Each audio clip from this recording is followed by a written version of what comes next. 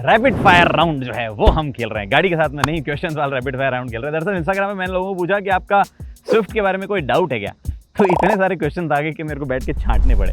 तो 15 एक question answer करते हैं 10 एक मिनट में, ठीक है।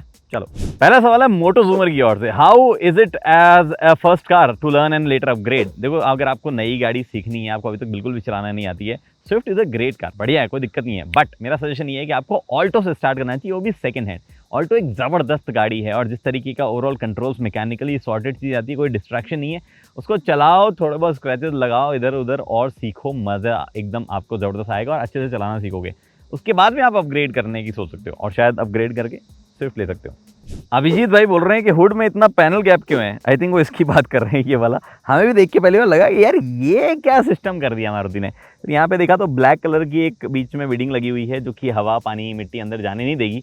बट ये एक्चुअली डिज़ाइन का पार्ट है, ये ऐसा नहीं कि छूट गया उनसे, डिज़ाइन का पार्ट है। हाँ, ये थोड़ा अनइवन है, जैसे कि यहाँ बड़ा है यहाँ पे पतला है, लेकिन ये सारी गाड़ियों में सेम है, यानी कि मारुति ने सोच समझ के डिज़ाइन किया है, ऐसे जानबूझकर छूटा नहीं है। ऋषिकेश भाई बोलते हैं why hasn't Maruti moved from these old school stocks on MID, और ये बटन है यहाँ पे।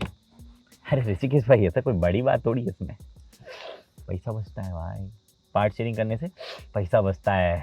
अभिनव भाई बोलते हैं पीछे लेग रूम कितना है, आई मीन 6 फुट का बंदा आराम से बैठ सकता है क्या।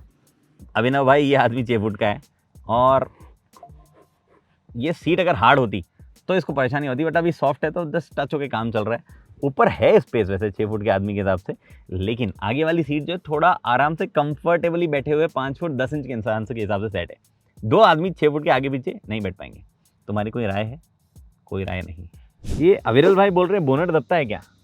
हाँ भाई, दबता है ना, पत्थर का नहीं है, सारी गाड़ियों का दबता है।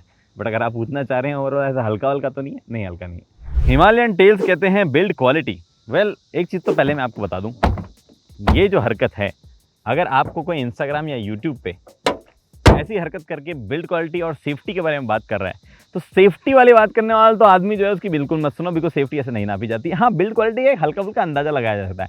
बिल्ड क्वालिटी एक्चुअली हर एक चीज़ की होती है, मतलब राइट फ्रॉम एक छोटा मोटा नट बोल्ट से लेके अंदर अगर फैब्रिक भी लगा हुआ है, कपड़ा भी लगा हुआ है, तो उसकी स्टिचिंग कैसे है, अंदर प्लास्टिक कैसा है, मेटल कैसा है, वाइपर कैसे इस्तेमाल किए गए हैं, हर एक चीज़ को बिल्ड क्वालिटी में काउंट किया जाता है। और इंजन जो है उसकी बिल्ड क्वालिटी भी बहुत ज़रूरी जानना। अगर आपका जेन्युइनली सवाल ये है कि build quality in the sense overall हाथ वगैरह लगाने में build quality, by the way safety की फीलिंग जो है वो जरूर देती है, तो वो अभी भी टिपिकल स्विफ्ट वाली जैसी ही है। जो बज रहे हैं, जिस तरीके से आवाज़ आ रही है, जिस तरीके से हम पार्ट्स को छू रहे हैं, जिस तरीके से अंदर हमें जो है इंटीरियर लग रहा है, वो अभी भी मोर और लेस पहले वाली स्विफ्ट जैसा ही है। हाँ, शायद ये कह लो कि पहले वाली 19 थी तो ये 20 हो गई है कुछ कुछ जगह पे। हरीश भाई और कई लोगों ने ये सवाल पूछा है 3 सिलेंडर इंजन के बारे में, उसकी वाइब्रेशन, स्मूथनेस, इंजन की रिफाइनमेंट वगैरह। एक्चुअली ये जेन्युइनली ये सवाल जो है कई लोगों के मन में आया होगा कि 4 सिलेंडर था 3 सिलेंडर हो गया तो रिफाइनमेंट वाइब्रेशन वगैरह की ऐसी तैसी हो गई होगी।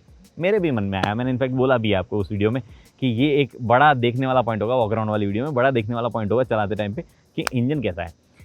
पहली बात, ये मारुति का फर्स्ट 3 सिलेंडर इंजन नहीं है, पहले भी उन्होंने बनाया है वैगनआर जो 1 लीटर वाला है वो 3 सिलेंडर बनाते हैं। ये इनफैक्ट वो टर्बोचार्ज 3 सिलेंडर इंजन बनाते हैं और इनके रिफाइनमेंट अच्छे रहे हैं, वाइब्रेशन जो है बहुत कंट्रोल रहे हैं। और सिमिलर सिचुएशन यहाँ पे है, 1.2 के मुकाबले कुछ कुछ जगह पे वाइब्रेशन है, जैसे कि इनिशियल जो स्टार्टिंग पार्ट है और थोड़ा सा हार्शनेस है टॉप एंड रेवन बैंड पे और टॉप रेविंग बैंड पे। बट जैसा कि कई लोगों ने बोला है कि टाटा और रेनो वगैरह की कंपैरिजन कैसा है, उनके मुकाबले बहुत ज़्यादा सुपीरियर इंजन है, एकदम स्मूथ है, ज़्यादा वाइब्रेशन फील नहीं होते हैं।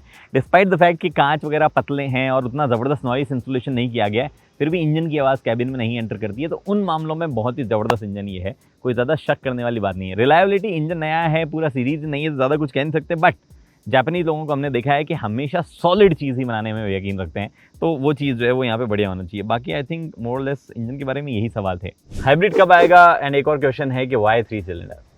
देखो, मैं चीज़ समझाता हूँ, हमने भी मारुति को सेम क्वेश्चन पूछा।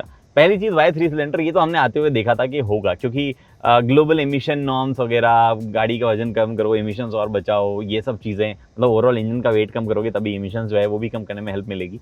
बेसिकली इंजन छोटा होगा तो एमिशन कम करने में हेल्प मिलेगी। वो सब चीज़ों के साथ में हमें लग तो रहा था कि 3 सिलेंडर होगा, बट हाइब्रिड के साथ में 3 सिलेंडर ग्लोबली दिखाया गया था, जापान में जब दिखाया गया था। इंडिया में क्यों नहीं आया, हमने मारुति तो पूछा।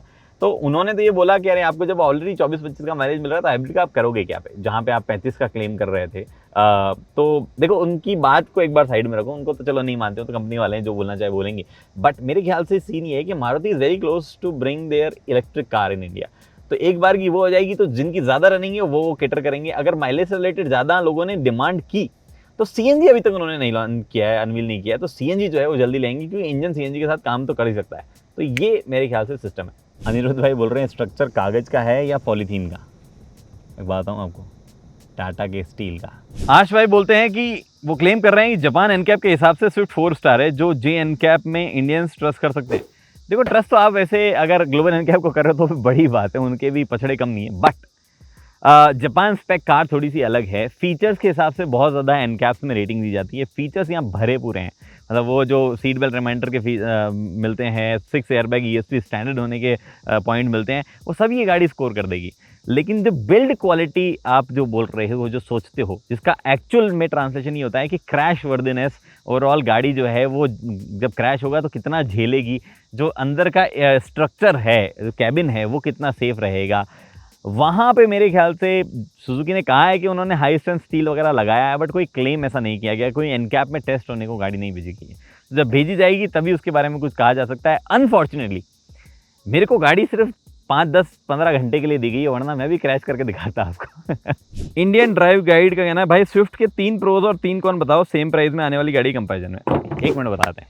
3 प्रो से शुरुआत करते हैं। सबसे पहला प्रो है, इस गाड़ी को ओवरऑल मैकेनिकली देखोगे एकदम सॉर्टेड गाड़ी है। भले ही 3 सिलेंडर हो गया है इंजन, लेकिन गियर बॉक्स, जिस तरीके का क्लच है, जिस तरीके का इंजन है, बढ़िया रिफाइनमेंट है, अच्छी खासी फ्यूल एफिशिएंसी आपको मिलती है। और साथ ही में मेंटेनेंस जो है वो भी फॉर श्योर बहुत अच्छी रहने वाली है, मतलब बहुत कम रहने वाली है, कोई इशूज़ नहीं होने वाला है। साथ ही में राइड क्वालिटी वगैरह जो भी बहुत ही भयंकर अच्छा बैलेंस दिया गया है। इस सेगमेंट में सबसे बेस्ट राइड क्वालिटी और हैंडलिंग का बैलेंस है। हाँ, स्टीयरिंग जो फीडबैक वगैरह है उस सेगमेंट में कुछ गाड़ियों का थोड़ा बेटर है।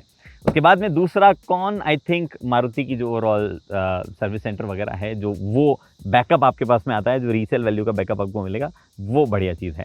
तीसरी पॉजिटिव चीज़ हम क्या बता रहे थे गाड़ी की, आई थिंक तीसरी पॉजिटिव चीज़ है कि इट लुक्स ग्रेट। मतलब ओवरऑल कार जिस तरीके की है किसी को ऑफेंड नहीं करेगी। आप शहर में खड़ा कर दो, मेट्रो में खड़ा कर दो, 2 टियर या रूरल में कहीं भी खड़ा कर दो, कार लुक्स फैंटास्टिक। और लोअर वेरिएंट जो है वो भी, अगर आप वो अलॉय वाली बात को छोड़ दो तो एक्चुअली अच्छा खासा स्पेकअप करके डिसेंट दिखता है। 3 कॉन्स की बात करते हैं। पहला कॉन आई थिंक यही होगा कि गाड़ी की जो प्राइस है वो देखो महंगी तो लगती है। मारुति कह सकता है कि इमिशन नॉर्म्स के चक्कर में इंजन नया है, हमने सेफ्टी फीचर स्टैंडर्ड किए हैं वगैरह वगैरह वगैरह, बट फैक्ट ये है कि स्विफ्ट के लिए, मतलब मारुति सुजुकी के बैच के लिए शायद थोड़ी सी प्राइस ज़्यादा हो रही है आई थिंक। दूसरी चीज़, गाड़ी में आई थिंक कुछ कुछ जगह हैं जहाँ फीचर्स थोड़े से और बेहतर, लास्ट माइल चीज़ें थोड़ी सी और बेहतर की जा सकती थी। जैसे कि LED लाइट्स अंदर कैबिन की तरफ हुए, या फिर कुछ सीट्स जो है उसमें लेदरेट डाल दिया जाता। कुछ जगह हैं जो कि आपको अभी भी फील होगा यार ये थोड़ा बेहतर किया जा सकता था। ऐसे कई पॉइंट्स मिल सकते हैं। जैसे मैंने बताया कि वायरलेस वो जो अपना USB है उसकी स्पीड स्लो है, छोटी मोटी चीज़ें हैं जिसमें और इम्प्रूवमेंट किया जाता था। तीसरा कौन, सेफ्टी। सी एक चीज़ मैं आपको बताता हूँ, आज भी देखो चलो ये पैनल्स वगैरह है, ये आपको इतने एश्योरिंग वगैरह नहीं लगते होंगे, सेफ्टी की फीलिंग नहीं देते होंगे, बट मारुति की हिस्टोरिकली प्रॉब्लम ये नहीं रही है। मारुति की प्रॉब्लम रही है कि जब भी कोई क्रैश टेस्ट वगैरह हुए हैं तो उनकी सेफ्टी रेटिंग इतनी बुरी आई है कि लोगों को जो है उस पर डाउट होने लगा है। और आई थिंक उस पर भी मारुति ने अभी तक ऐसा क्लियर कर दे डाउट, ऐसा कुछ काम किया नहीं है, उस पर काम करना जरूरी है। हितेश भाई बोल रहे हैं ESP स्टेबिलिटी, ये टेस्ट करके बता सकता हूँ।